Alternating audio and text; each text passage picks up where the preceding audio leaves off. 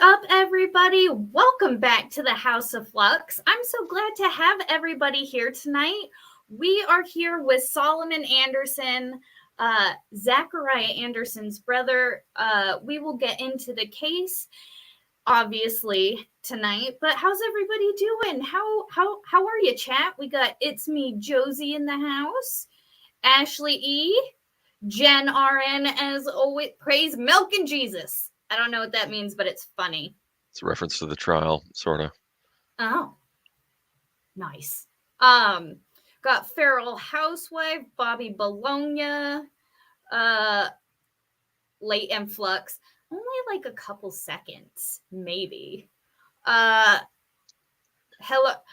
Let's see, we got more. Oh, it's the MLS crew Vikings. Did MLS Law Raid? No, I think it's just a bunch of you guys here. Well, what's up, guys? So again, Solomon, how are you doing? We had kind of a giant revelation. I want to call it a bombshell. What would you call it? A bombshell dropped, kind of? I think it was as close to a bombshell as we could get. I think that please understand that the prosecution's rebuttal isn't loaded onto the website, but the reality is, what was presented by Zach's attorneys, in that Denny motion, in that pretrial motion, is so substantial. It would have cast so much doubt on the case that the prosecution brought, that there's no question in my mind that they would not have found him guilty of homicide at the very least. Absolutely. So there was already reasonable doubt going in, walking out of that. 100%. I talk about this with Mrs. Flux a lot. And we were talking before this, before we started, and she goes, just give me a body or give me DNA. I need one of the two. And I'm like, exactly. I don't understand how there was... I don't understand what the jury saw. And again, they saw Gravely. And if I try and empathize, the rationale and the arguments that people have made is that they judge my brother for how he and Sadie had used their daughter in their breakup, or in their custody fight, whatever that was, in whatever capacity. So what people were really judging him about, it had to do with his parenting more than about the facts presented. And furthermore, 100%. it was about the other act's evidence, right? This idea that that the judge let this marijuana allegation and all this stuff into the trial. All of these things were never supposed to make it into the trial. There was nothing that was presented that really opened the door to bring in this other information. Michael Gravely claimed that mentioning trash bags cracked the door for him to go into this, this multi-witness, testimony about the contents of the trash bags, and then, what my brother might have done in his house. And it was just character assassination. It had nothing to do with the case in chief. It had nothing to do with stalking. It had nothing to do with homicide. It was never connected at all.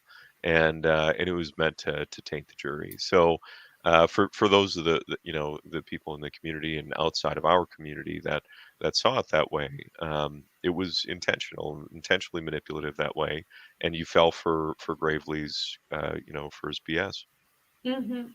And so what, for anybody who doesn't know, do you want to explain a little bit of what was released and what we now know with the Denny motion? Absolutely. I could screen share it up if you really want me to, and I can absolutely. show you the website and do all that stuff. So here, let me grab the And thing. while you're doing that real quick, Wolfram gifted 10 memberships. Thank you so much, Wolfram. And welcome to all my new Mocha Dicks. I love you guys. All right.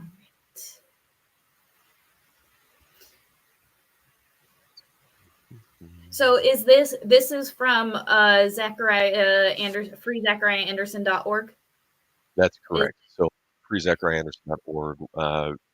Even since I went live yesterday, we uploaded the 911 call that Sadie placed on the 19th. So mm-hmm, it's the actual recording that they publicly released. Um, the police publicly released on an open records request, and then mm-hmm, breakdown. So somebody transcribed the conversation between the dispatcher and Sadie herself as they went through. So we have the whole um, the whole dialogue actually typed out in script form, and then you can listen to it live as well, or recording of it, I should say. And then below that we have the Denny motion filed on February 9th. So this outlines, and I read it yesterday on Viva's stream. But in short, it specifically outlines that Michael Campbell was a work associate, that people had there were rumors and discussions about how Mr. Campbell owed Mr. Gutierrez a large sum of money. It's so much so that Michael was in fear of losing his house. And then there's a timeline of money withdrawn from Mr. Gutierrez's bank account and the discussion of money not being recovered at the crime scene. mm-hmm, Then it goes on to discuss that phone records placed Mr. Campbell at Mr. Gutierrez's apartment and in and around Kenosha. And this is something that was really important. And for those of you that don't know, he actually had claimed on the stand that he had last seen Michael Campbell at the pizza party, right? So they mm-hmm. had this exchange where Gravely tried to make it sound like it was just this like wholesome family activity where everybody brought the kids. They had this pizza party. Like it was sort of it was it was the subtlety, the tone in the delivery, and how he could spin it to make it seem so innocuous. But the reality was that he had completely misrepresented, or that Michael Campbell had lied about in the last time that he saw Rosario was, because they didn't have the pizza party, Mm-hmm. after midnight. So in the early morning hours of May the 17th. So he lied on the stand about it, and it was very clear that they had talked about this, in some of the exchange on the stand as well, where that Michael Campbell had shown up at that residence at some point. My wife, oh, sorry. Yeah, I think something your mic like started going a little weird. All right, maybe Oh I no, bumped my it's cord. better. Is it It's better? better. Okay. Yep. Sorry. That was weird. So Jen came down to be like, "Fix your mic." Anyway, the reality was that Michael Campbell had specifically lied, and people are going to argue that he misremembered or whatever it is, but there was no money recovered at the crime scene. Michael Campbell lied about his last time, his last time of seeing Rosario Gutierrez, which you would imagine in this situation that the last time you see your very, very good friend before he disappeared would be just completely ironed into your brain, right? It would be one of those things that Yeah. you really latch on to as an adult. Yeah. But he didn't do that, and he very specifically sidestepped it. He very specifically didn't cite that the rug in the back of his truck or his trailer or whatever it was actually indeed covered in animal feces. He just implied that it was. So if you really break down the testimony, he's really dodgy. He's evasive. He's not forthcoming. Michael Gravely is very specifically asking him to not give times, in his questioning to try and make sure that the defense doesn't have a foundational like rebuttal in their response, trying to make sure that there's no answer out of the defense to try Yeah. and bring things up as far as his timeline.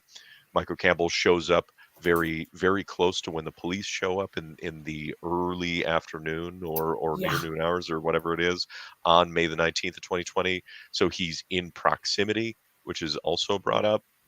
So Yeah. he shows up, he's in direct proximity, he shows up without being invited or called by the police.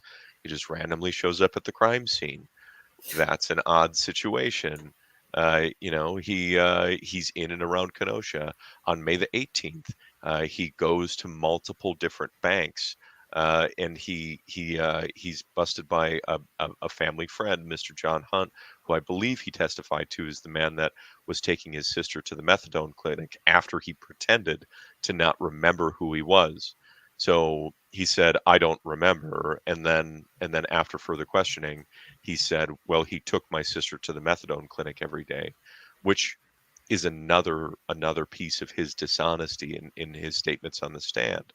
So for us, really breaking down what was said and how he testified and what was presented is representational of a man who's trying to cover something up.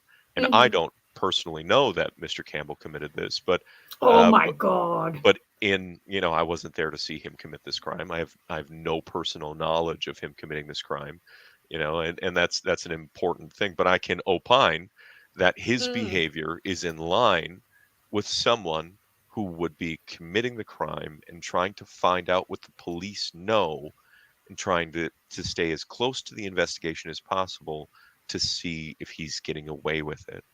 And Yup.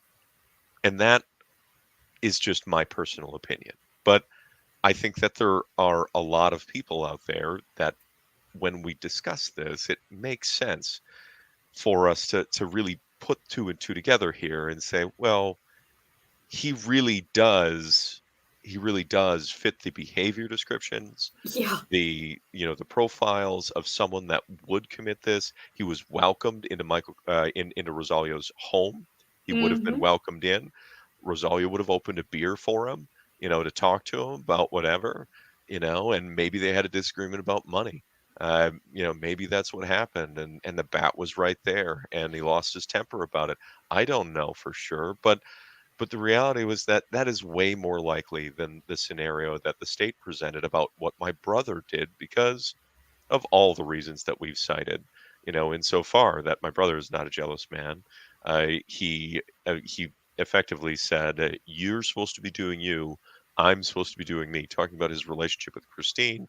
Hmm. Another piece of evidence that was presented that you couldn't really hear or understand in the recordings, but he was telling Sadie, like, what is this conversation? Hmm. Your boundary was that you're dating other people and I'm dating other people. What is this? Hmm. And that was presented along with, Sadie saying goodnight to him and calling him by his pet name and XOXO and inviting him over for dinner and asking him why he didn't spend the night. Like And all these things. These are not indicative of someone who's afraid of a stalker. That is someone that is 100%. not let go of a relationship and is sort of still toying with it back and forth. And their Hmm. emotions are in the mix, and it's unfortunate. Bad breakups get really messy, and in this situation, it got as messy as possible. Realistically, Yeah. he was framed for murder, and most breakups don't end that badly. Let's not take that for granted. Yeah. But it's still not suspicious, right? This Exactly. She set up, through multiple people what appeared to be acts of violence against him. These Hmm. plan Bs, like Yeah. Poppy no snitch. Another quote from the trial. All Hmm. of these things kind of add up to a suspicious set of behaviors, a Hmm. suspicious set of of of evidence that was presented in the trial that is Hmm. contraindicative of what was said, right? Yeah. So Sadie had And testified to being mortally afraid, right? This is and it not true. that bothered me so badly because in my past I had someone that stalked me. Still to this day, don't know who it was. It was Yeah. horrifying. They find a way to communicate with you, even though you've blocked every number. You do everything in your power to get away from this situation and cut off communication. Yep. Like that is the first thing you do is because it literally feels like you are being hunted. And it is terrifying. And to get up there and be so angry and to see it as a clear for me it was just it was something that she could accuse him of. Yep. And to see that anger and that type of vengeance and that being used in that way, me as someone who actually experienced it and was terrified, I'm like, you are full of fucking shit. And that pissed me off so bad. That, oh my God. How could the jury not see that that was not fear? I I mean, don't get that. it's like, the boy who cried wolf, this kind of situation, when someone falsely represents a real victim or a Exactly. real issue, all it does is it decrepifies the claim, right? It Exactly. makes other people who are actual victims less believable. It gives Mhm. less credence, and that's also dangerous. So misrepresenting what it is, and I mean, some of it might be her own ignorance. Mhm. Like if I go through the process of attempting to give her benefit of the doubt, and I really recognize that she's calling harassment in her mind stalking, and Mm. that she didn't understand the difference between the two. That it's important that I'm not here to try and say that absolutely intentionally she was attempting to lock him up for life. Well, no, I don't think that's the case. I think she was trying to win a child custody case. That's the truth, I and trying to Yeah. get as much money out of it as she could. She was under the impression that he had a substantial amount of money, and she wanted to dig her fingers into it. That was part of the whole exchange with her, taking money and not paying for the kids' cares, and then my brother getting phone calls to then pay for the child care and everything else. After she had taken the money, he used it for other stuff, and it's unfortunate. It's unfortunate, and the reality is that my niece and my nephews are the ones that suffer because of the toxicity in their relationship. So all we can do as a family is try and support them in how this continues down this horrific trail of a tale between two people that weren't good for each other. So um, Yeah. I could probably finish up going through the standing motion real quick. Yeah. Um, so Sorry. Tammy Milliger, and I've never met Tammy, so I don't know exactly who she is, but she had heard about how you know she had heard that Miss Gutierrez was disposed of at Pheasant Run landfill. That Miss Gutierrez was assailed or murdered by people that he worked with in construction, Mhm. and all of that sort of still points to Mr. Campbell. They actually downloaded the Cellbrite download, which is um, his location download from Mr. Campbell, and they saw that he was in and around Kenosha, and that he went to maybe um, went to Illinois, which was an odd moment in the trial because actually Judge Schrader inserted himself as a cell phone expert. If you Nice. don't recall, Judge Schrader's very specifically when that was objected to or discussed, he rationalized that it didn't necessarily mean that he was in Illinois Mhm. because cell phone towers will ping to different locations depending on what's going on your local cell phone tower, Yeah. and I'm paraphrasing, but he inserted himself as an expert in cellular technology as the judge, which I thought was ridiculous and Yeah. improper. Yeah. um like, why is Yeah. the judge helping the prosecution make an argument? This is befuddling. As a family member watching this, how do we feel? Of course we're looking at this going, this is a joke. This can't be real. Um, Mhm. but again, I digress. But he claims, Mr. Campbell claims that he received information about my brother from Sadie Beecham, and had communicated with her, but then his testimony on the stand said something completely different. In fact, his alibi was connected to a story that had nothing to do with these statements that were originally told to the police, which is that he had gotten the information from Sadie. So again, another lie. This Mm-hmm. is intentional. This isn't just a mistake in remembering. He Mm-hmm. intentionally told two different stories here. One was that Erica Saylor had given him the information after she did some digging and had gotten maybe some communication from another woman who was another one of Mr. Gutierrez's exes, who was also his employer at the time, Mm-hmm. or one of the people that contracted him to work. And then we've talked about the evidence that was presented on May 18th about the woman that was on the patio. Mm-hmm. And this is something that I've kind of raised a bunch of questions about. Well, if someone very specifically called it an anonymous tip that a brunette woman was on the patio, on Rosalio's patio at 4:16 p.m. on May 18th of 2020, that's the early afternoon, which is actually not that long after the argument that was originally testified to, originally the statements given to police, stating that there was an argument at about around 1 p.m. on May the 18th. Like, that information coincides. That actually Mm-hmm. adds up. Plus the diffuser, that was still running when crime scene photographs were taken. Yeah. Uh, all of these things are disturbing, very, very disturbing, especially considering that Michael Campbell's fiance at the time, Erica Saylor, is a brunette, and she was indeed his alibi. How do we know that she wasn't the Yeah. woman that was there? We don't. And Yeah. I'm not saying that she absolutely was the woman that was there, but is there a possibility? Absolutely. Is there a possibility that she lied for him to cover up because, she has at least one of his children? Yes, Yeah.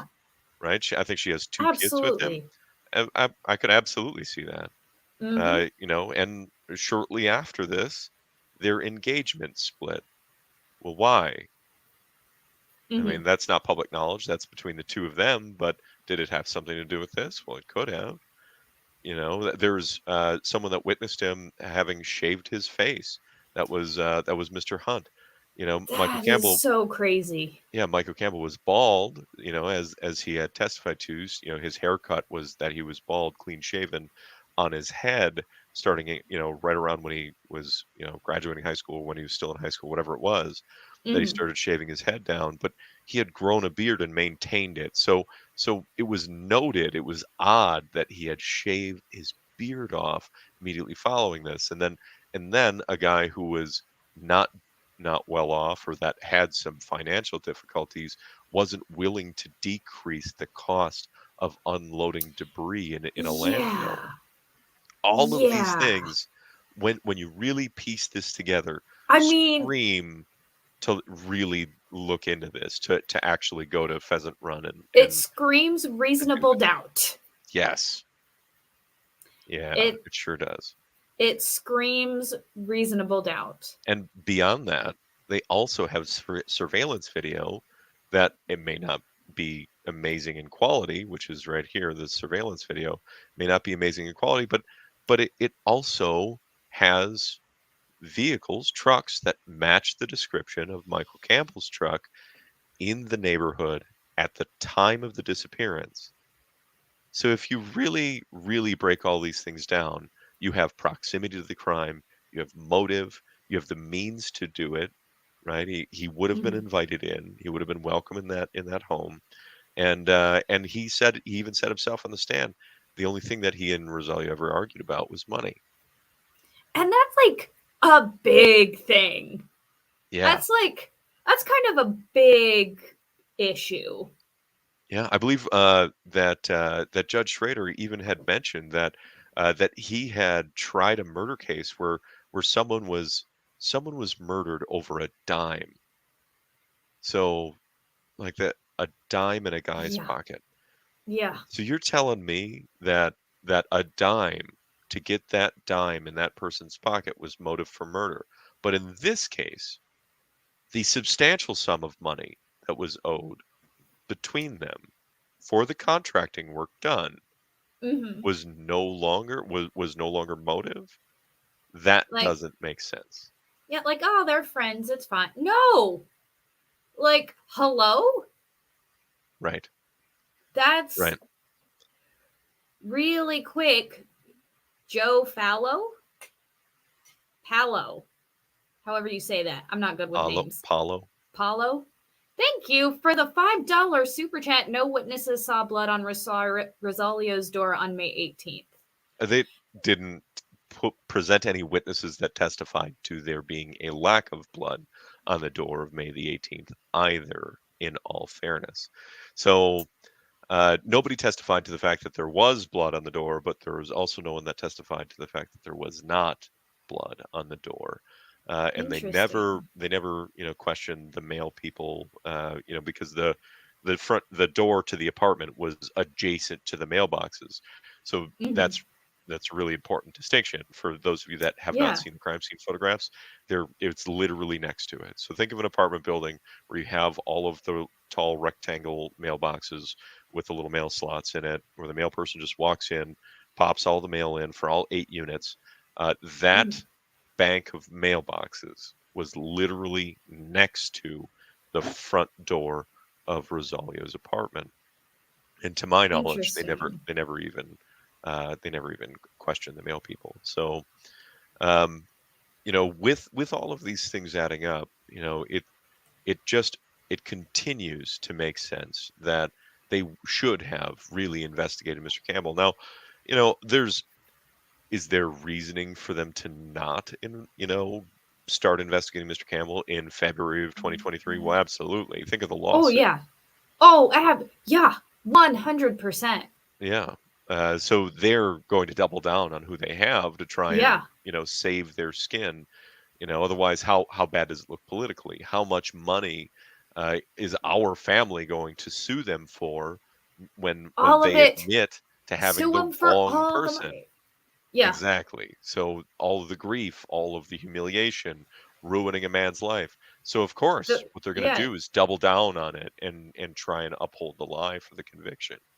I mean, Um, we really just, I mean, we kind of just need to look at the Stephen Avery case. He got out and he sued them for what, $10 million, but they found another reason to put him back in jail. So, but yep. I mean, Framed him actually the second yeah, time. oh, absolutely, and that's why I'm like, oh, God, never go to Wisconsin. God Yeah. damn. Yeah, But Souffle brings up a really good point. Who delicately rearranges furniture during a murder? It's a yeah, really odd thing that the furniture was carefully moved, not tossed to the side to wrap up the yeah, body, but moved and set. The table is pushed, the coffee tables are moved. The rug then is then removed, but there's a very careful flow to it when you're really looking at the photographs at the scene. mhm, It really doesn't make sense. It doesn't. yeah. I mean, unless someone's trying to not exactly disturb things while they're leaving. Which, I mean, if you accidentally hit your best friend too hard, I would imagine, you know, you're going to be kind of, you know, doing things differently. But anyway, I just don't. We don't know what the court's opinion and why they denied this, correct? Not at this time, no. And I don't know how much of the information that was discussed in the courtroom is going to be made public. So from what I know, so I can't speak to what I had heard and understood of what was discussed in the hearing about this motion until I see what documentation was made public.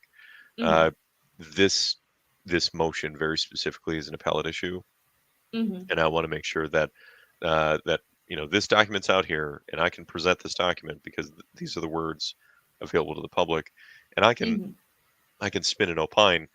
But as soon as I start breaking into some other grounds, then that might be relevant to the case and how things were presented, it could destroy the appeal in some way, shape, or form. So it's important that I don't do that. But I can tell you that from my position, from what Mm-hmm. I've seen and heard, that it was absolutely a bias ruling. I believe that, from what I had understand that, maybe there's a different angle on this, Mm-hmm. but from what I'm seeing in this, and from what appears to have been dug up, it doesn't even matter what uh, what the other argument is. The Mm-hmm. reality was that there's motive, opportunity, and means.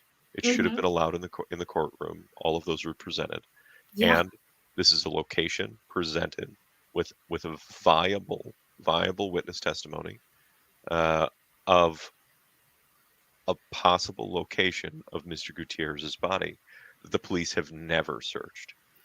See, Not even like a tertiary. Didn't never walked on not never walked the landfill. They never questioned the owners of the landfill. They never followed up on this landfill whatsoever, and that is a problem. yeah, like when they say they investigated this, what did they investigate? I mean, They not the didn't. landfill. Not the landfill. Not anybody really connected to this dude. Yep. Only somebody, what, twice removed or once removed? Like, Yeah. seriously?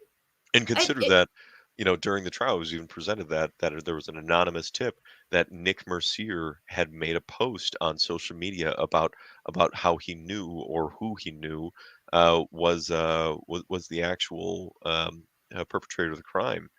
Yeah. And if you run that timeline very specifically with the social media statements that Michael Campbell had made about, not posting things about the case, Mm-hmm. or talking to the local news because you'll mess up the investigation.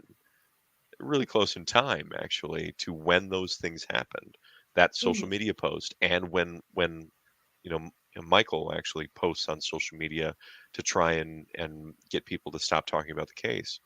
So with those things coinciding, you have a man who's taking action to get close to the investigation, to try and Mm-hmm. silence any media or any discussion that might have actually, uh, implicated potentially him or someone else that wasn't my brother in the case, Mm-hmm. and then you have him also, trying to weasel his way up to Detective Correa, the lead detective.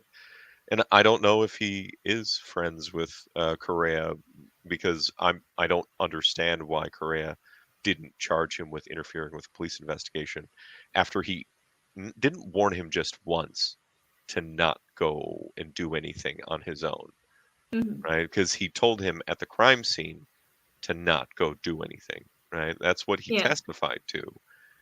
So you have not just a single time, but then even after Michael Campbell goes to my brother's home to confront him and Mm-hmm. intimidate him, then Detective Correa just calls him and says, "I told you don't do that. Shame, shame." That's such What? bullshit. Why isn't there a charge brought against him? I don't understand. I mean, it's the ineptitude of the Kenosha police. Yeah. 100%. It's just they didn't investigate anything. They didn't Oh, look into anything. no, they spent millions of taxpayer dollars, literal millions of Oh, taxpayer dollars, well, investigating Zach yeah. and no one else. That was Which it. which again, it makes zero sense, especially when you have this document sitting in front of you. You think, wait, what else are they telling us that we don't know? Because this can't be it. There has to be something. Yeah. And there's actually nothing. There is way more in this document to convince me that someone in this document may have allegedly committed a murder than Zach. Yeah. 100%. Right. Really quick, you mind if we get through a couple super chats? Knock it out. All right, we got Unhung Hero for $2. Stephen Avery did it. Changed my mind. Yeah, that'll be a different stream at a different time. Thank you for the $2, Unhung Hero. Lefty Lowles, I could totally carry some 250-pound unalive body out of an apartment without somebody noticing me and without getting blood everywhere on my path. That is something that, again, also is super interesting. Yeah. Like So how, there's like there are carts for carrying carpet. yeah, So for a guy that is familiar with rolling carpet up into a tight bundle and then doing that to carry a heavy load for a large roll of carpet. I mean, carpeting guys also just shoulder carpets and carry them too. But when it's like 300 pounds of carpet, there's like there's carts that guys use to roll carpeting around. yeah, and He does I'm, flooring. yeah. Would anybody really think it's that odd if someone just walked out of an apartment with a rolled up carpet? I mean, Well, if you're not really looking. what if hypothetically the Hmm. tool belt laying by the door was not Rosalio's? Then hypothetically, that could What be really good evidence. what if a flooring guy was coming back to replace the carpeting that was dirty? Hmm. Just saying. What if? There, and that's the thing. There are way too many what ifs. That's Sadie there said should it not. was. She's seen Rosalio's tool belt. She knows the make, the stains on his tools. Like, I would recognize my tools, but I can't tell you the number of times that my coworker had a tape measure that was identical to my tape measure on a job site, and we had to Yeah, carve our initials on them to make sure we didn't mix them up. yeah. These, like that's preposterous that Sadie knew for sure that the tools laying by the door were indeed Rosalio's. She has no idea. She had never seen Hmm. the tools before. She didn't know.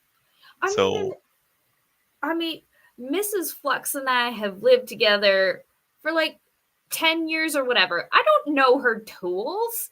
Like, she's got tools, she's got a tool belt, but if you put it, I couldn't identify it. I couldn't be like, yep, that's her tool belt. And it's in this house. I couldn't, yeah. that's, mm-mm. I So, call bullshit. for me, I mean, I hope that, when we get, an appellate attorney that Mm-hmm. they run the straight blade razor that they found, that they run the cell phone against Mr. Mm-hmm. Campbell's DNA. Mm-hmm. That would be, Ideally, that would be how this works. mm-hmm. This is an important thing because if they indeed match those two alleles that test positive for Michael Campbell, Mm-hmm. then we know that it was him that handled it. It would be an important thing to rule it out. And I don't know Absolutely. that Michael Campbell committed this crime, but I'm There's better evidence I mean than your brother. and that's the reality of it. Like I had said previously, in this document, it is actually laughable that you could be putting Michael Campbell on trial for the murder of Rosario Gutierrez in a hypothetical situation, Yeah. Oh, yeah. and my brother would not qualify for the Denny motion in the context of the law. Yup. It would not go back the other way, and that's how weak the case was against my brother. Mm-hmm. So thank you for that $5, Lefty Lols. And then we have $5 super chat. Thank you so much for Wolfram. Just out of curiosity, Solomon, what happened to Zach's house? Did the state take it? The state did not take it, so they didn't mandate that in the restitution hearing. So that was a giant sigh of relief because that was the big stress, Good. and that it is something in the state's power to do something like that. So I mean, now we got to see what we can do moving forward. That's helpful, but that was very good news for us. Good, good. Now we still need to do things like if we're going to be able to salvage that property, it needs a lot of work. So Yeah. so that's an issue and a bunch of other things that come along with that. But that's all discussion, that the family is having right now. So, um, at some point in time, we'll be able to navigate this a little bit more once decisions are made and once lawyers finish with processing paperwork and doing things like that, because all of that is happening. But uh, either way, I can't really give any updates on that outside of the fact that no, they didn't take the house, and thank God. Good, good. And then we have a $2 super chat from Captain Have Fun. Thank you so much. Sign the petition. Definitely. And does Zach have enough commissary? Uh, well, I guess 2 points in that. Yes, please sign the petition, and as long as my screen is up, I can actually go to, now that we're done with the Denny motion, because that's the end of it right there in the conclusion. We can go to get involved, and sign the petition is actually a tab on our website. So you can go to the tab of sign the petition, and it has the link to the change.org sign the petition. It's just a couple of clicks. All you have to do is click right there. You'll go to change.org. It'll give you the blurb, and I don't remember if it's the exact verbiage of what's written here, but I believe that this is a quote. Zach's case right here. This is a quote from the actual change.org petition, and just click a couple of things. You type your name in and you submit it. You don't have to give money. It's just your name on the list to try and present a petition to at least have a little bit of weight in voice in going to the Attorney General, the Wisconsin Attorney General, and to the Governor of Wisconsin, people like that are politicians that rely on voters, that rely on public opinion Mm-hmm. to maintain their position. So it's really important. Please do that. We also have on the website, if you have not seen, um, we're updating cast of characters. I think that we're doing brief bios of them, of people that testified in the case, and giving a little blurb so people know who we're talking about. Oh, And then who, when listed on the timeline, who that person is. You can reference it. So we have the timeline as depicted, timeline of the events, so long before the trial, and then actually lead ups to the trial, and then the whole trial timeline by date, by significant statements and text messages sent and received. So we have all of these events all the way listed. So this is like a beautiful. 30 page document that was organized and cited. And that includes the text messages that were deleted, and then they're specified too, and how dishonest these exchanges were. So you could go and you can follow the timeline and break it down yourself all the way through.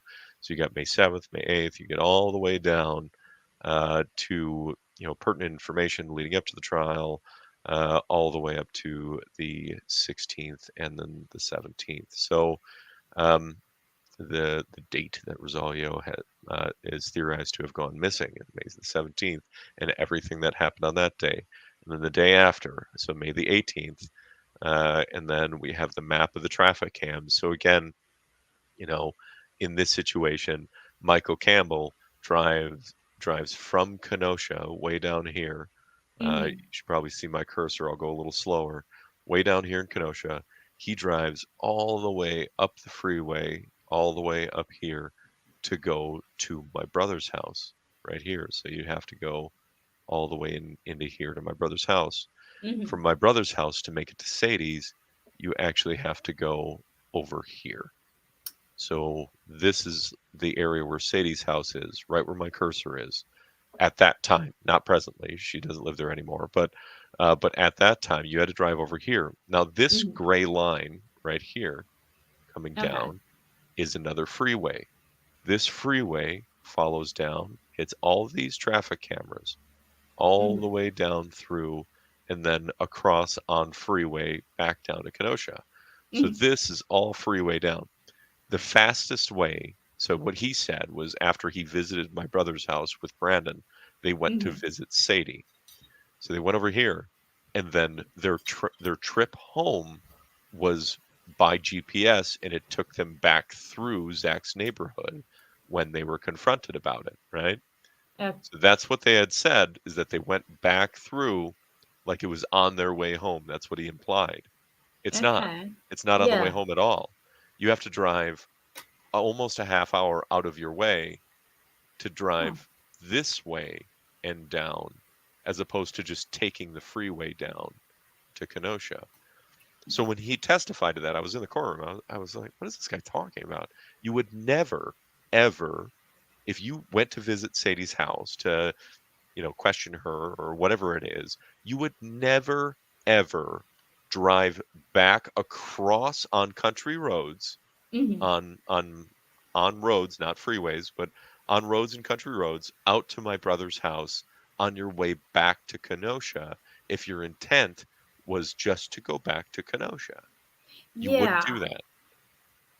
That, So yeah. so That that does not check.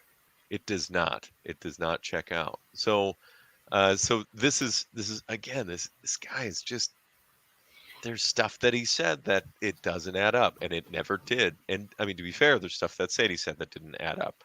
Mm-hmm. And there will be more information that we present, more than just the timeline here in the breakdown of the case.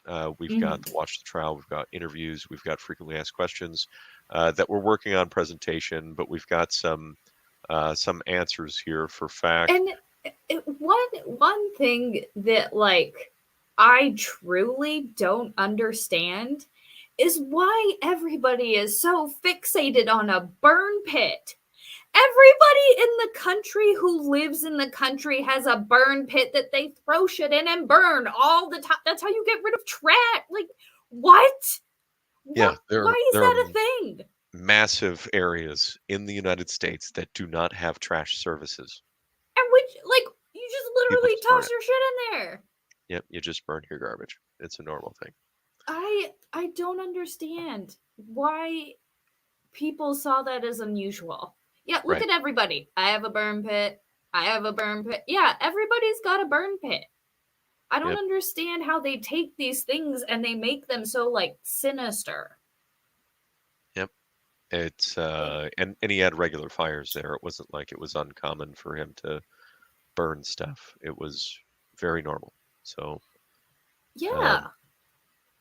I that's one thing that I as again there are so many things that I don't understand, but again, that's just for but those of you out anyways. there that aren't familiar with the website or anything like that, it is being built by by supporters and by family. So we are just building It's this website on our own. So it takes a little bit of time for us to update each section. There's a lot of information to pile through. There's a lot of editing and re-editing, and the whole process comes down. And we also have children and lives and things like that we have to take care of. So yes, it's a work in progress, and things keep getting updated. And the letters that we wrote with David and Chandler and Natalie are on the website as well. yes. So the letter writing campaign, we launched that also And since the last time that I saw you, Flux. the website? The letter writing campaign, and I think the Yes. website too, actually. Yes, the website cuz I think the last time we spoke was about a month or so ago. Yeah, I can If see. not yeah. But I really liked because on here as well, you have where is it? Where you can to write Zach letters and to support Zach, you know, with Yep, commissary and that's right. books and stuff like that. Like that's I think that's important as well. Yep. So we have support Zach. There it is. So in support Zach, there's writing to Zach. Now he's currently being held in Dodge again.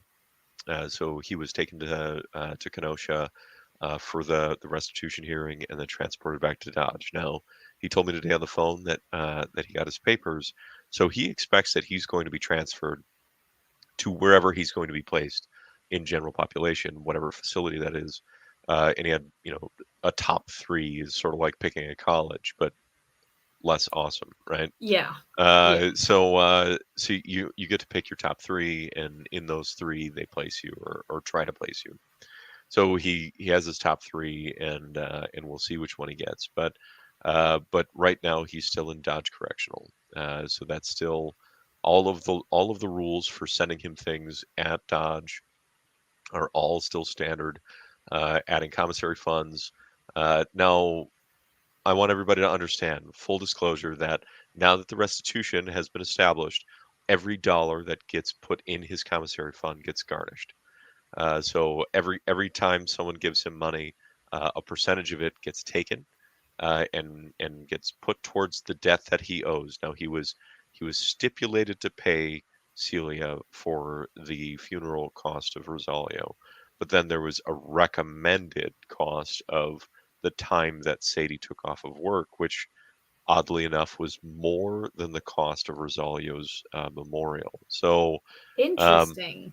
it was actually, I mean, it's not funny at all. It's actually kind of disgusting that's Yeah. that's how gross that turned into. That even at the restitution hearing, what happened with between Sadie and her thirst for trying to get money out of Zach trumped the tragedy of Celia Patterson. Yeah. That is And that's disgusting.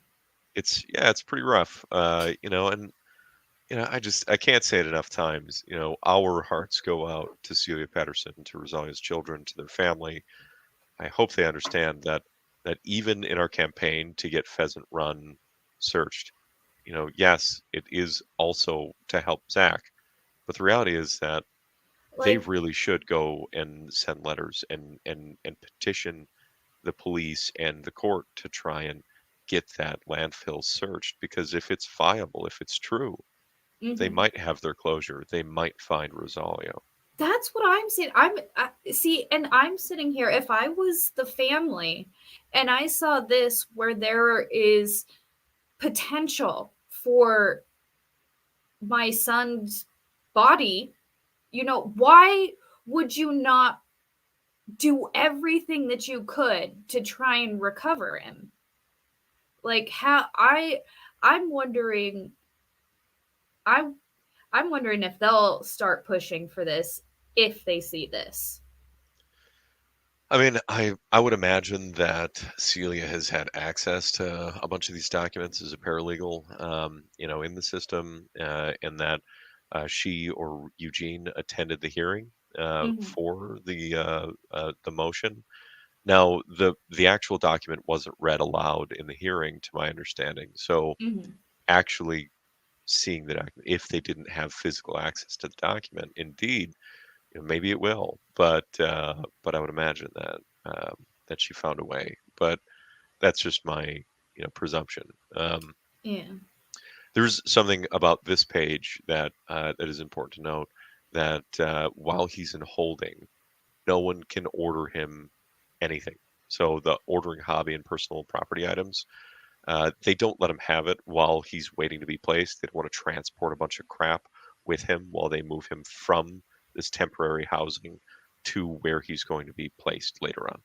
So they just take it all away. You can't actually send him things to be able to like do like art and crafts and I love like that he write does letters art. and stuff like that. He was a shoddy artist, as he says. He's like, I'm not a good artist, but I can trace something. So he kind of jokes about it. But we'll be scanning some of his stuff and putting it up on the website. Which I Here's a tab for that. Yeah, cuz I went to it like I think the first day I'm like, "Yeah," and there was nothing there yet. And I'm like, "Dang it." Yeah. Because I mean, I don't, I call myself a paintist. I'm not a good artist. I just love throwing paint on a canvas and it turns out okay sometimes. Yeah, Jackson Uh, Pollock. I get it. yeah, and so I'm like, oh, I love that he does art, and I want to see his art stuff because, I mean, it's all. I mean, I love people's art because it's just their expression. Like, it doesn't. I mean, it's subjective whether you think it's good or bad. It's somebody expressing, like, for me, it's how I get my feelings out. Yeah, Like, I don't express my feelings very well, so I paint. And everybody does that in their own way, and I love seeing everybody's just different style of how they do their art and their expression. yeah, yeah. And Yeah. he's artistic as a human being, so I it mean, just kind of and makes sense to me that he would do yeah, something like that. that's a Uh, great picture. yeah, Like, that's a great picture. yeah. So out fishing. I don't even know who found that picture, who submitted it, but plain white V-neck T-shirt, just like Zach all the time. But we do upload journal entries. So Zach mails us handwritten journal entries, and then we upload them onto the website. So we're uploading journal entries regularly, and it rolls back into May actually, and then um, we do try and like do things like some spelling corrections and Hmm. things that probably shouldn't be, put in the public. We'll redact, but things like that. Other than those couple of exceptions, we try and give him his voice here. And heard some people say, well, he had the opportunity to speak his side of the story, by taking the stand, but I want people to understand that he had very little contact with his lawyers. They were very busy leading up to the trial, and it was actually a point of contention. So he was never prepped to take the stand, and for him it was it was a what if. I don't know what they're going to ask me. That kind of a Hmm. situation. So in that situation, I don't know that it was the best possible outcome. For him to take the stand, not knowing what kind of train he would end up, laying down in front of, if you'll forgive the metaphor. But I um, I really did love though his statement in court, even though it wasn't on the stand and it wasn't a part of the testimony. yeah, I really did love what he was able to say before the court. I think it was Which, important. It was important yeah. for everybody to hear. And Hmm. I mean, that's like John Gary that claimed that in his statement that was a hypothetical reality, in the possibility that he would have killed somebody. It certainly wouldn't be intentional. Then they latch onto that statement, but it was supposed to be a hypothetical I mean, I statement, understood it, right? Not a but statement of like, fact, not an yeah. admission of guilt, but No, it but it- was like, I didn't kill him. I yeah, didn't kill anybody. But if I were to kill anybody, I would never do it intentionally. yeah, Like, that's and what I took that as. and that was the tone of that delivery. And I mean, I mean, for he the people that delivered are it out there better. that are yeah, that for the people that are out there that have made up their mind that he's a bad man, there's I can't change their mind. So it is what it is. Yeah, Um, it's funny because he John Gary is normally in my streams, and he's not around today. Where did it go? Staying away this time. yeah, Yeah. yeah, yeah. This time, This uh, time. we also have some videos. So some of our members have set up video chats with Zach, and then we of course preview them, make sure that everything is copacetic, and then they release uh you know Copacetic. copacetic, yeah. Good uh word. yeah. And then they post the videos on the website, so you can actually see Zach talk about things, and thank people for their time and do things like that. So that's all up here. you know uh, people want to feel a little bit connected to Zach in this case, and a lot of people do feel connected to him because what happened to him is not right, and a lot of people have seen custody battles go wrong in so many ways, in so many circumstances, and they understand how it could have gone ugly and feel bad for where he's at because of it. Mm-hmm. I mean, and to think that this legitimately was a custody battle in its worst outcome possible. Yeah. And it's mind blowing, at least. I mean, again, we've been able to look and see and have all this information. And I'm trying to put myself again, I keep trying to put myself into the jury's shoes, and I can't get to that guilty verdict anytime ever. Yeah, And I'm so, absolutely certain that if they had let the Denny motion in, that Zach would have walked. And he might oh, have they might have hit him with because they might have thought that he was that he needed to get some charge, that he mhm, was just not squeaky clean enough. I could have seen the jury, making sure that he got a stalking charge for Sadie, yeah, even though he did not stalk her to the nope, the actual letter of the law. It's just not what happened. mhm, Um, but I could see that happening, right? mhm, Um, but yeah, it blows my mind that this is the reality that we're sitting in. But it was a manipulation by the court. yeah, 100%. And and I I do want to go back and rewatch it, but it just I've tried like twice and I get really angry in the Yeah, opening statements and then I watch something else. Uh but I I was I urge you to rewatch Michael Campbell now. Now that you've read the Denny motion and you really see what's in it, like I've cited some inconsistencies. I didn't cite every moment of that, but mhm. really watch him get uncomfortable, watch him get aggressive, right? Because he does, Yeah. and watch his body language on the stand. Watch him do that, and I mean, it would be amazing if we had not Doctor G, Mhm. someone who was a little bit more. Uh,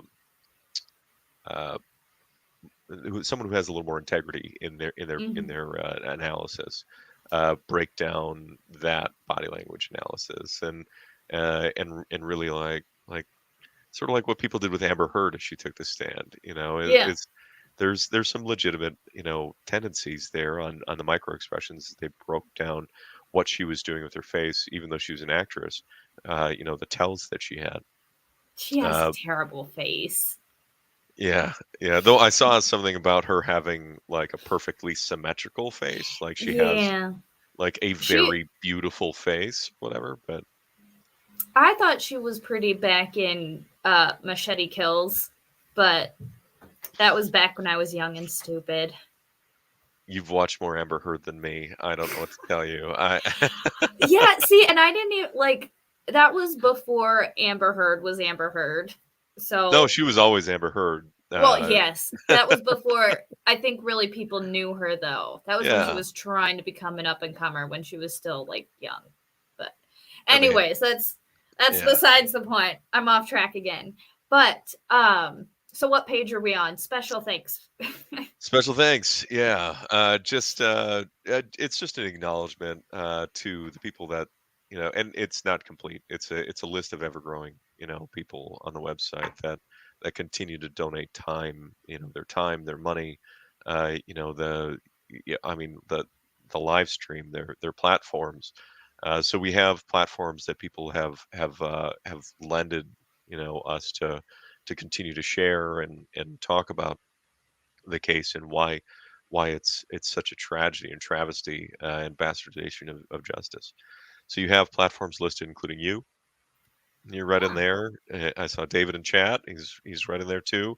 I believe that these are linked to your YouTube channels too. So you can click on these links and go to the YouTube channels Oh, and nice. subscribe. So you can do that to make sure that you get updates from all these fine folks. And Nice. this one, I don't know. This is a podcast, Apple Podcast. But we set them all up as hot links. So we're trying to give back as much as we can to the all the creators and all the people that have given us so much already. And there's only so much that we can do. You're you're here in the trenches with us, really really fighting this fight. But then we've asked people to continue to submit their selfies. Oh, Send I us gotta do that. I send us your haven't. photos. I have them on Facebook, but I don't use Facebook for like my Flux stuff. My Facebook is typically just my purse, so I gotta go on my Twitter and send it to you on Twitter. Yeah, and we got Dylan right there too. So Nice. he's made it on the list. But I think we should get David and Jeff on there somewhere too. Yeah. No, no, never mind. They have enough screen time. They don't they don't need it. But I mean, realistically, it's something that's important to us. We want to be able to continue to grow that, so you all know. And the easiest way to do that is just to go into the email under Contact Us. And in the email, we have, right here, you can just, pop in your name or your screen name, whatever you want, your email address, so we can email you a thank you, and then a comment. You upload your picture right here and you choose your file, and then Oh, send it on nice. in. It's actually the same way that you submit the letter. You do the same thing. You just choose your file and you send it in to us. That way we can compile the list of letters, and if we run into a lot of resistance with the Attorney General or anyone else, we can take a stack of letters in, and I can see them in person. Absolutely. Because we live, right outside the state capital of Wisconsin, so for us, it's less cumbersome for me to show up at the Attorney General's office. Hmm. I Um, mean, go for Go it. ahead. Oh, you I go was for it. just going to move on to the next thing Yeah, of the yeah, social yeah. media. So for all the people out there that aren't already connected to us, we do have TikToks being produced. I'm tweeting all the time, and so are a bunch of other people trying to continue to spread the word. We've got YouTube channels set up, YouTube links. We've got our Facebook group here. An Instagram where we're sharing media and all kinds of stuff, and then Discord. Discord's an important thing to mention. And I've been told that the link keeps breaking, so I'm going to fix the link. But Discord does a funny thing where they have like a timeout on their link Okay. to join the channel. So uh, just message me or something like that if you're having some problems. We'll get you the link to get in. But um, the Discord channel is important because we have information on there pinned where people have put in like hundreds of hours. I swear. Breaking down, objections and trial and all this stuff, all these pages and pages and pages of information that have been gleaned out of the trial, all this hard work that we're then, you know, formatting and then uploading onto the website as we Hmm. work through it. But that's a really good place to stay in touch and continue to stay, networking with everybody. We talk actively on there, and for those of you with Discord, it's a great platform for you to be able to engage in the group overall, and to continue to keep your thumb on the heartbeat of the case and making sure that you know what's going on. Yeah, I think that's most of what we have up and running right now, aside from the homepage, the welcome with some pictures of the family and Zach, and the updated little welcome blurb that was done. Uh, so uh, so yeah, that solves that walkthrough. Do you have any questions about the website? No, I think it is. I think it's laid out really well. I mean, it's very well done. Like for uh, it's not easy building a website. It's really hard, and this this is really well done. It's awesome. We had a Uh, lot of conversations about trying to make it intuitive and approachable. So Jen, Crystal, Lexi, Josh has been throwing his 2 cents in there too, but Jen, Crystal, and Lexi, those were the three that are really putting the time in to update, add entries. But keep in mind that there's a myriad of people. There's still another, 20, 30 people that are actively making content, that are collecting mhm. information data for us to then transfer over onto the website too. So I mean, you can never say that I'm not busy. Yeah, yeah. Holy cow! And I mean, you. you have a relatively newer child as well, right? Yeah, he's So let's that's a see, new thing, or I mean, he's that's like a whole thing on top of it. he's 1 week shy of 3 months old. So Oh, wow. Yeah, yeah, really new. Really yeah. new. So my paternity leave ran out, and so I'm back to work, unfortunately, Oof. and so there's that. You But can't do the Pete Buttigieg 6-month paternity leave.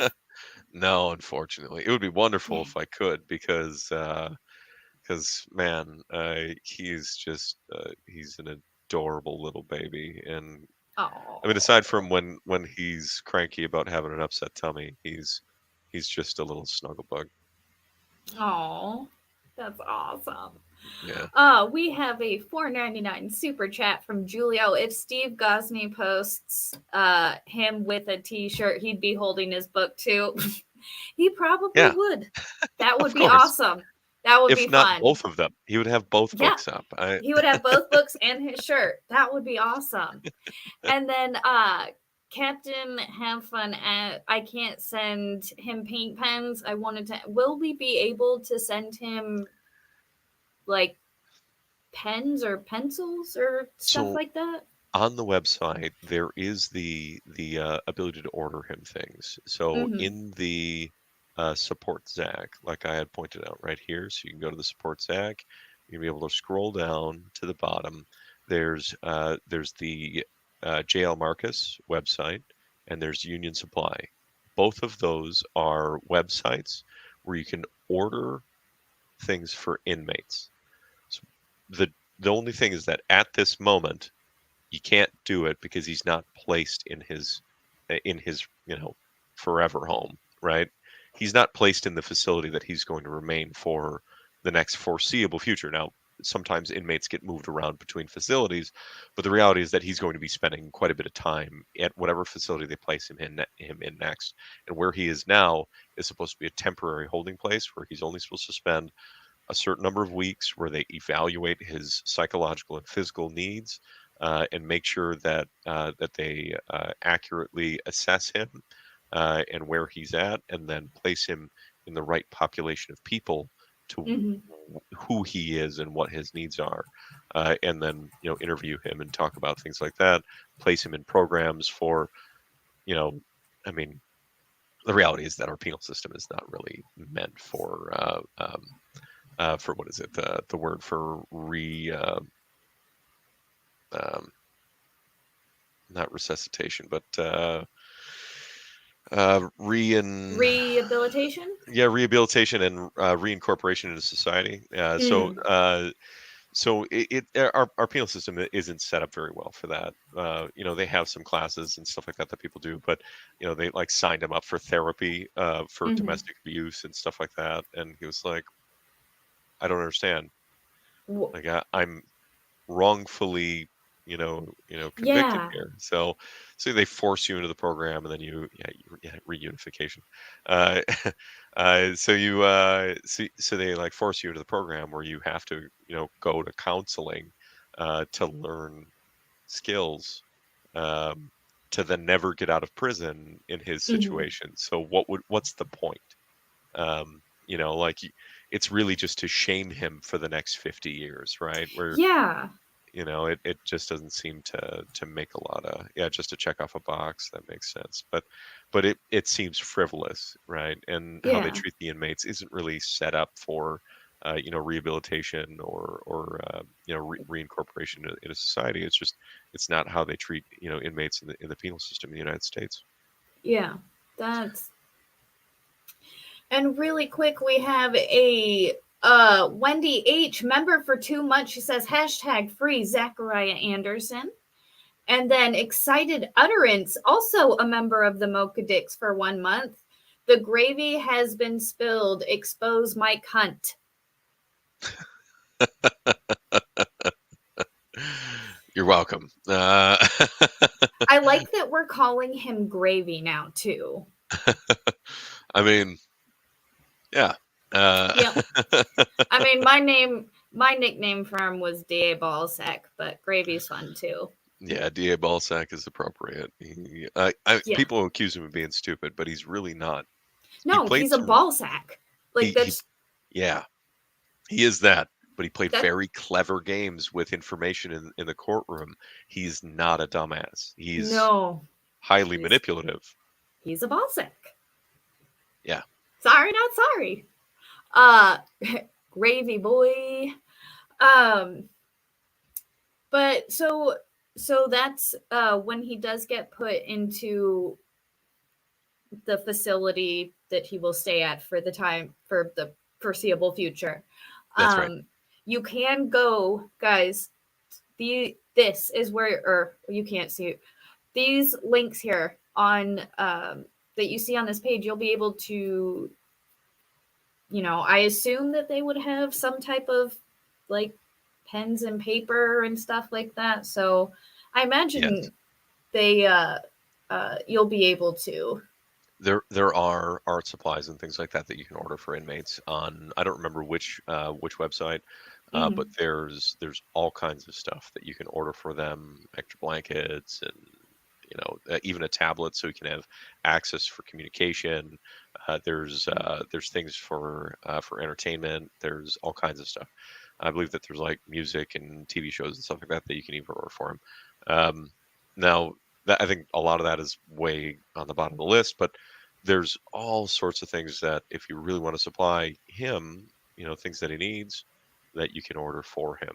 I know that you can Mhm. order, postage and things like that for him to mail letters and all of the things that he would need to continue to stay in touch with everyone.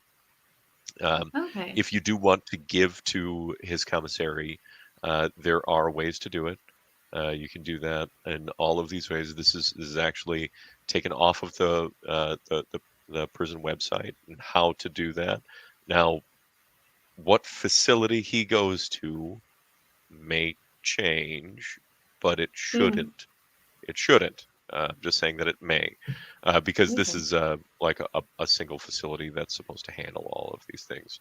And then you can go online and then his inmate number, now that Hmm. he has his prison inmate number, should not change. Okay. Now that he's a prison inmate, now it should not. Again, I've never been through this before. Maybe they will change it, uh, but to my understanding from people that I've spoken to, that should be his inmate number. And if hypothetically he was released and then thrown back in prison, it is still his inmate number for the Department of Corrections. The only reason why it was Hmm. different before was because he was charged in the county jail, which is not the prison system. They're separate, if that Yeah. makes sense. Yeah. And really quick, because Dave's being a little bitch in chat. No, I'm just kidding. I love you, Dave. MLS Law. He had sent a member chat a little while ago and I missed it. And I'm so sorry, MLS Law. I love you so much. You're so cool, Dave. He asked when Zach's artwork would be posted. So he hasn't made anything that's like beautiful enough that he feels comfortable to actually sell, but we have to scan we have to scan some of the art that he had made.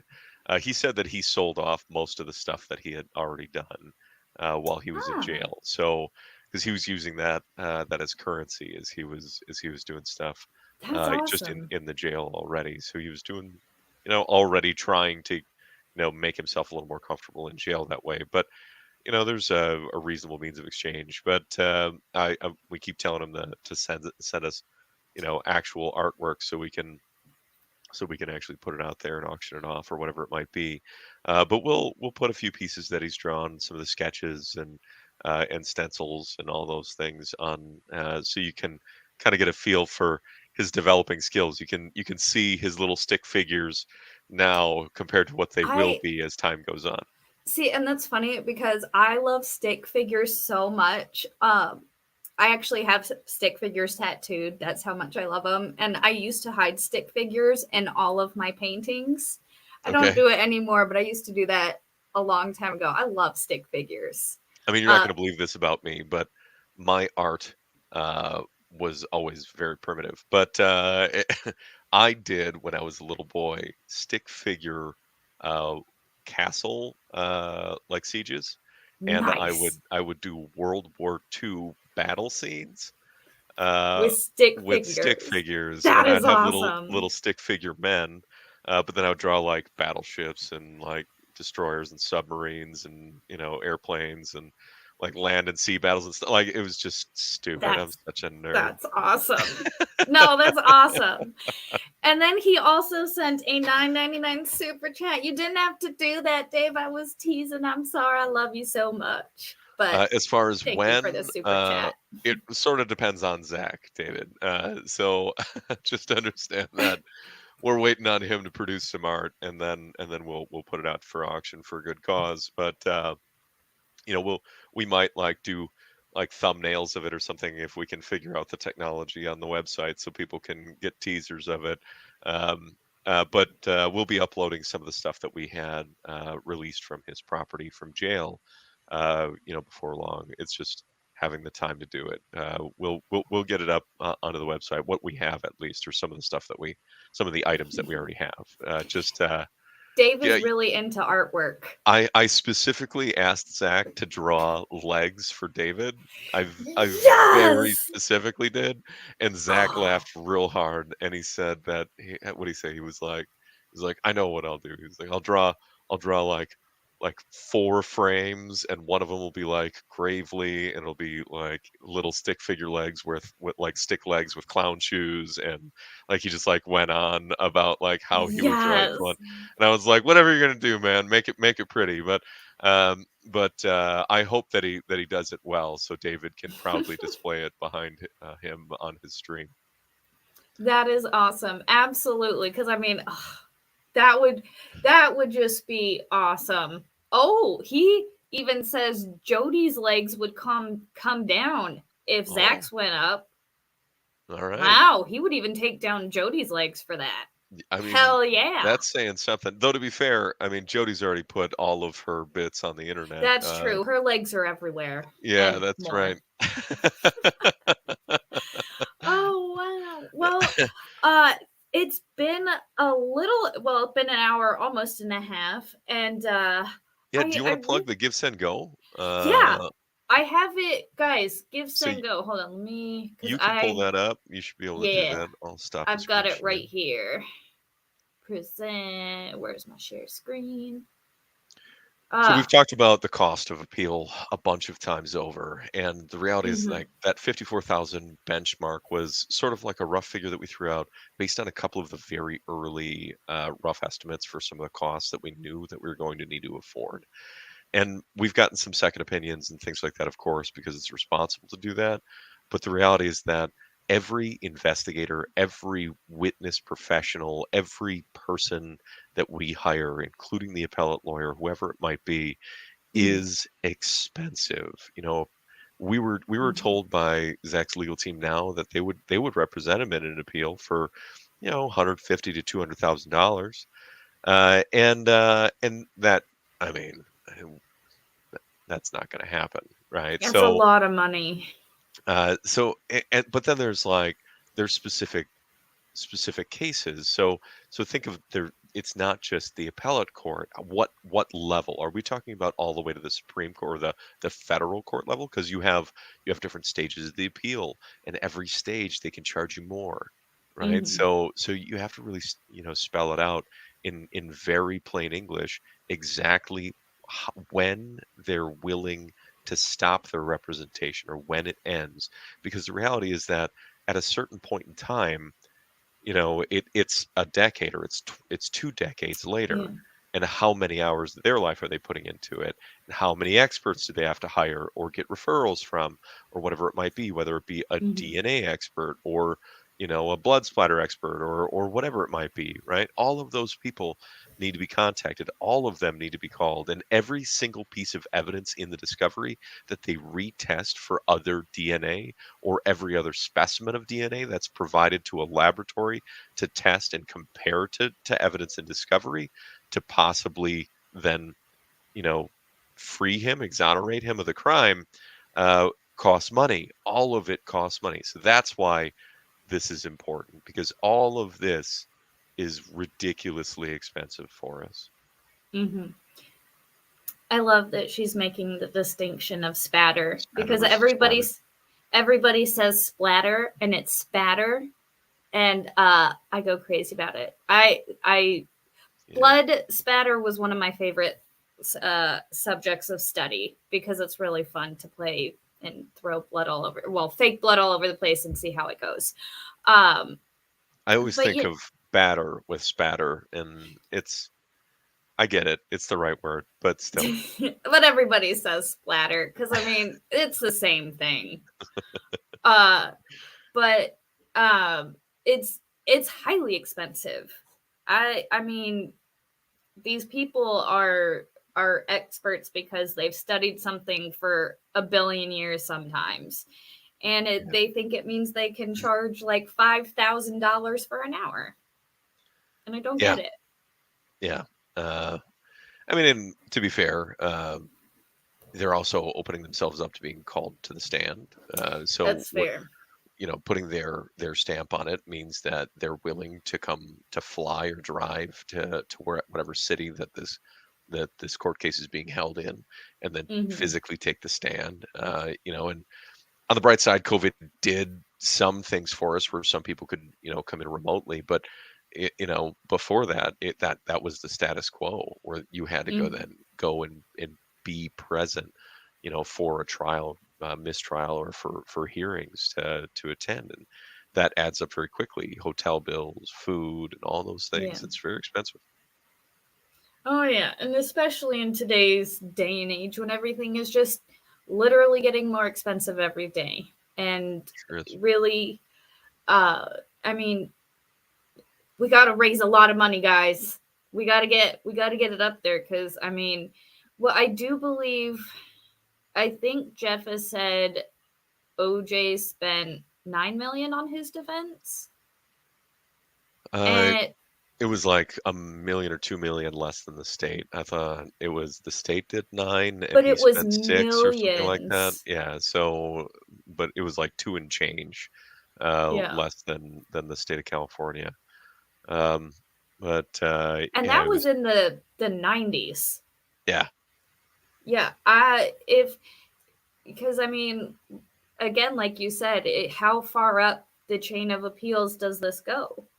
You know how mhm, it can take years, and finances is definitely one of the biggest ways that we can help and support. And so, I mean, only if you guys can spare it. I do spare it. I do encourage you. If you can even like $10, it does help. Like if everybody in the world just donated $1, then they'd have like $6 billion. right. Just saying. I mean, though, to be fair, in some countries, $1 Well, is you like know, a week's pay. So, eh, or a day's pay, whatever it is. you know, yeah, Uh, but still, yeah, I mean, you're not wrong. yeah. But But it any, does matter. We've raised a very good sum of money. I don't believe is his name Mike Mike Jeff's Morrison, Jeff's guy. I don't yeah. believe that he has made good on his promise yet. Which is odd. He will. At some point he will, because I know him to be good on his word. Yeah, I mean we've been watching for it, but I mean it was actually a shocking amount of money that when It he was was. like, "I'll match all the money," we were like, "Wait a minute, are you sure? Because that's quite It a ended bit." up being like 4,000 that night or I think it was 5,000 that night. 4,378 or something like that on that stream. So it was like just shy of 5 grand. Hmm. And yeah, again, if you guys can't give, sign the petition and send a letter. Like that that is literally like it doesn't take any, it doesn't, I mean it costs what, the cost of postage. Postage, yep, couple of Yeah. dollars. Or signing the petition doesn't cost anything. That's true. And I mean, realistically, some people have discussed some options that you don't actually have to go to the post office to send a certified letter, but we Hmm. do ask that you send one copy certified, another copy of each individual letter. So a copy certified, a copy regular mail, and then email another one in. So you have three different submissions of the same letter, and then for every letter that you send, you do three submissions of that letter. I want to inundate the Wisconsin district attorney with as many letters as possible, Hmm. and make sure that he gets them. And it makes it a lot harder to ignore when you are receiving that much communication. Exactly. I mean, and it's one of the oldest things: the squeaky wheel gets the oil. That's the Meaning, idea. the thing that's screaming the loudest gets the attention, and that's what we can do with the letters: is be the squeaky wheel and be the loud, annoying sound that they need to pay attention to. Yep. You can't let them just ignore it. It's easy to ignore, one letter or whatever it might be, but it's a lot harder to ignore thousands, right? Yep. So it's a lot harder to throw that in the trash and pretend like it doesn't exist. Oh So yeah. I mean, and you can definitely. I mean, your your spouses, your friend, all send letters individually. Like, I will send one, and then Mrs. Flux is gonna send one. Like that. You mhm, can do that where it may be coming from one house, but it's different people. that's You right. know, the numbers help. The numbers is what make it, you know, loud, I guess. Oh, But people are asking to see my mug. Uh, oh so yeah. so as I've already told everyone, I'm a Dungeons and Dragon nerd. So if you can see, it says beware the smiling DM right there with a Yeah. little D20. Okay. And then make sure that all this is gone. On the Hell bottom of yeah. my mug, it says, "Tears of my players with your natural one." Uh, That is so, just, I love that. I uh, love that so much. oh, what's in it? Just root beer. I Nice. just had a little bit of root beer. That was my dessert after dinner. So I'll probably also have cake because why not? Cake is But good.